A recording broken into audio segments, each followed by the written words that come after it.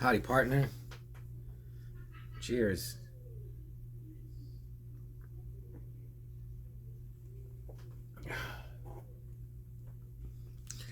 So I just finished this book, Wraiths of the Broken Land by S. Craig Zahler, that my friend, Instagram buddy, and watches my vids, Brando, he sent me this in the mail to read it, and I read it, and I'm going to talk about it. Let's see.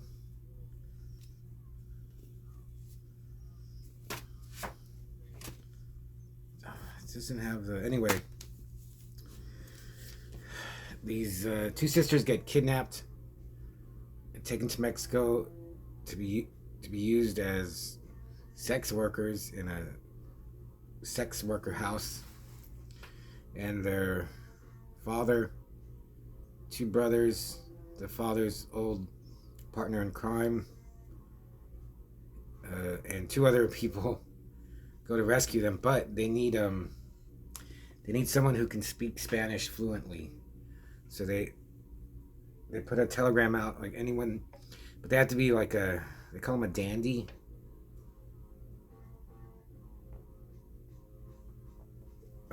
Someone that dresses nice and cultured. So they hire this guy, Nathaniel Stromler. So he's supposed to go in to the whorehouse, get the lay of the land, find the sisters, and he's going to signal them, and they're going to come and rescue them. Which kind of basically happens, but they find out what he's doing. They take him hostage, and they start torturing Nathaniel by forcing him to swallow scorpions. So I was, that would suck. So they didn't just throw a scorpion on here on the cover for no reason. I thought that's what they did. I was like, so many book covers are so vague now, that they just put any image on a book cover. It doesn't even seem to matter anymore. But they do. They make him swallow like 3 scorpions, and they start stinging him on the inside. I was like, man, can you imagine that?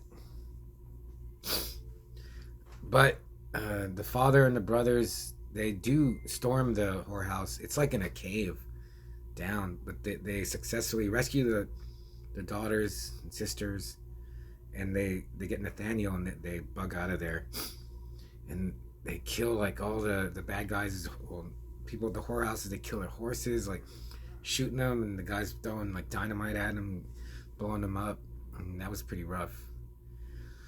So that happens like about less than halfway through the book. They've already saved him. So I was like, what's going to be the other half? The other half is they get to this old fort, because they're coming for us. The only way to stop them is to fight them and kill them all. So they hold up at this old fort, and then the rest is just the waiting for the bad guys. The leader of the bad guys is named Gris. He's a Spaniard. Like, why? I imagined Jeff Fahey is the bad guy. So they're just waiting at this fort for the bad guys to come, and then there's one final battle. And that's pretty much the whole idea of Wraiths of the Broken Land. I really liked it. I got into it. I finished it today. I had like 50 pages. I guess that's not that much, but I didn't think I was going to finish it today, but I did. And this is the second book I've read by S. Craig Zahler. I read Congregation of Jackals, which is another like violent Western.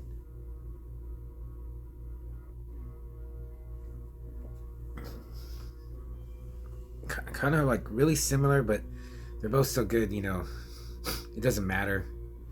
They both deal with like ex-outlaws that have changed their ways, desperate people in a desperate situation, like a no-win situation. Really violent. Let's say gory. Yeah, there's gore. One thing I would say S. Craig Zahler's books are for people that like read Cormac McCarthy, and Cormac McCarthy, he's just, oh, he's a really good writer. No Country for Old Men was awesome. The Road was awesome. But I read some other of his books and I didn't get it. Some parts are really boring. So, as Craig Zahler writes for people that want to like Cormac McCarthy, but are just not, I guess not, you just don't, you're not intelligent enough to get what he's trying to get. Like, I'm in that camp too. I read Cormac McCarthy books and I can't remember the name of one, but I was like, what's going on? This is really boring. So I like S. Craig Zahler. I don't know what other books he's written. He's also in a band called Realm Builder. I looked him up on Metal Archives. There was some weird album covers. But this was only 261 pages.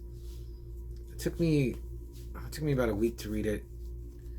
It started off kind of like, I don't know, it was hard for me to get into. But once they got to like the whorehouse, like it drugged me in. And then like I was like, what's gonna happen? I think my favorite character is the outlaw partner of the father. They're called the Plugfords, the Plugford family. But the dad's old outlaw buddy is this guy called Longclay. And I just imagined, oh Jesus, what's his name? From The Good, the Bad, and the Ugly, the bad one. I can't remember his name. The hawk nose, I imagine him. His voice, because they said he's tall, lanky, and he's just he's like, they say he's the most evil character in the book, and he is. It gets pretty gritty and, oh, I gotta sneeze. And brutal. I'm gonna see if I can remember his name, but God, I can't remember his name. I saw Bill Paxton as one of the brothers Brent. He's like the hero of the book. I saw Stromler. First I pictured Ed Harris, but then I just pictured Ryan Gosling. And I pictured the dad, they call him JL. Vincent D'Onofrio as the dad. And if you have any interest, I would say, I don't know if you could check it out at your local library. They should. Oh man, I gotta burp and cough and.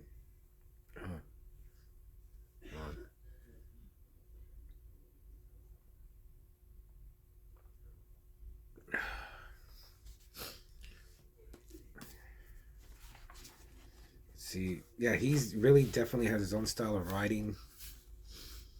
Uses words I had to look up. With your phone, it's easy. Like before, like when I was a kid and to read a book, you'd have to. There was a word you didn't know, you'd have to find a dictionary. Now the dictionary is like right next to you. Talk to it. Let's see what else. There's really nothing bad I could say about it.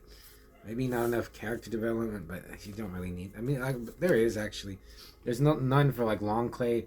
There's a Native American named Deep Lakes, and he seemed like a badass, but he really gets no.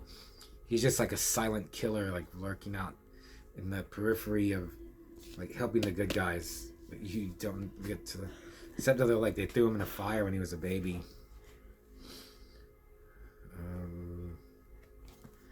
Yeah, for a while I'm gonna try to lay off the books. I got so many zines I need to read, like the one I got, Idle Hands, that I got today.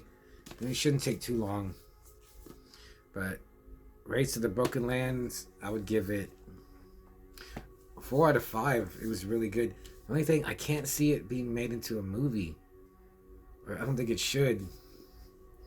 I don't think it should be made into a movie because, like, the way I imagine in my head, the violence, there's sometimes he says he gets really descriptive. Well, like really, you can see someone's head exploding. But there's other times where like he shot the rider and he fell off his horse, which is fine. But if they make, I mean, they've already made a bone tomahawk, which is really good. So maybe they couldn't. But the violence is not the main part of this book. So if they made a movie, I think that it would just be like a gory bloodbath, and it would take away from like the weight of the story. I don't know. That's just what I think. So you're just gonna have to read it. So thanks, Brando. I'm gonna send it back to you and start reading some zines. If anyone has read this, let me know what you think of it. And I'm gonna get. Oh, before I forget, I got these cool peanut stamps. Got them Saturday. Pretty cool, huh? So I'll see ya.